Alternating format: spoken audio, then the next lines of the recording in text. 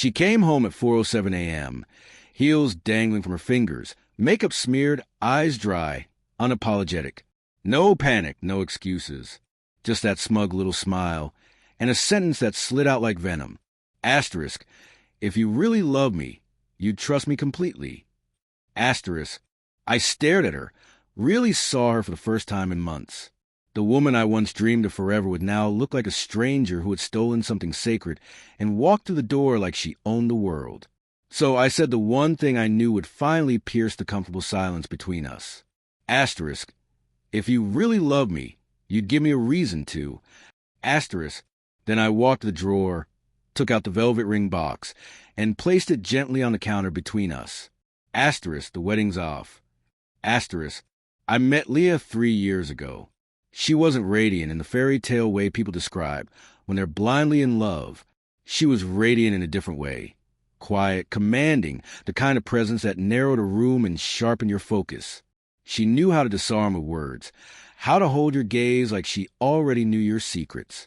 And somehow, I found comfort in that. She made me feel like I'd been chosen. She had this way of making you feel like you mattered. Until one day, she didn't. The shift was barely perceptible at first. Late nights she brushed off, meetings that didn't make sense, muted calls with names I didn't recognize. I'm not the jealous type. I used to believe trust was the foundation of love. But trust, real trust, only works when it's not used as a shield to hide behind. She changed her phone password, turned the screen face down at dinner.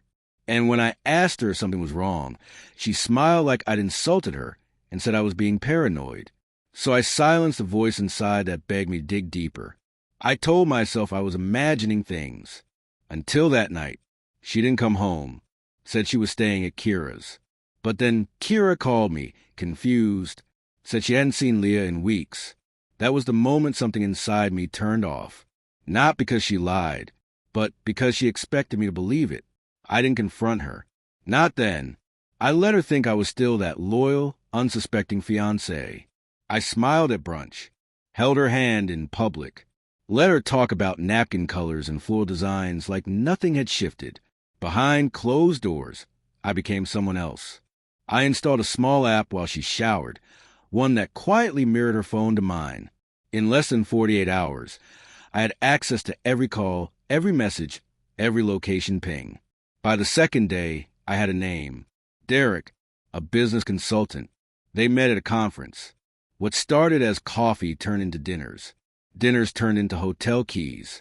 By the 5th day, I had screenshots, voicemails, and photos. Enough to destroy the illusion. But I wasn't in a rush.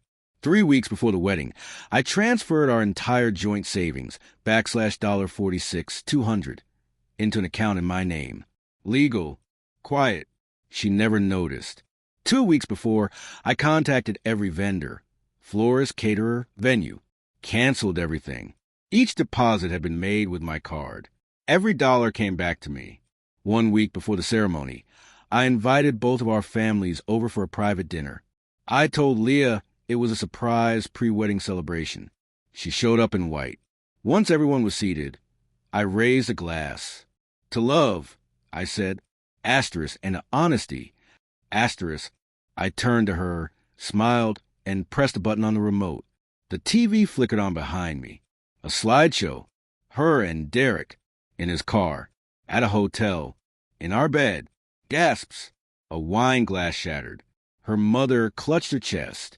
Her father stood frozen, jaw clenched, as if trying to wake from a nightmare.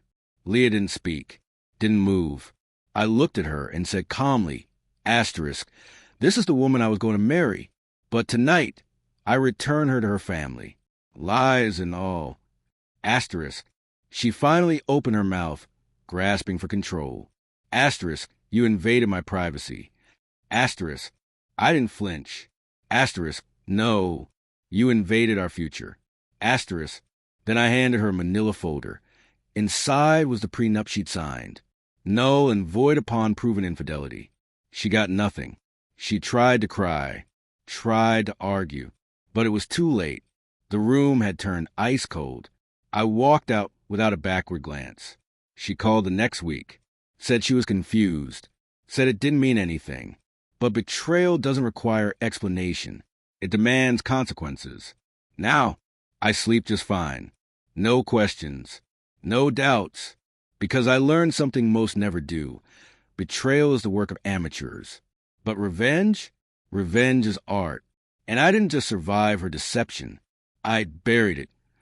Cleanly, quietly, and with an audience.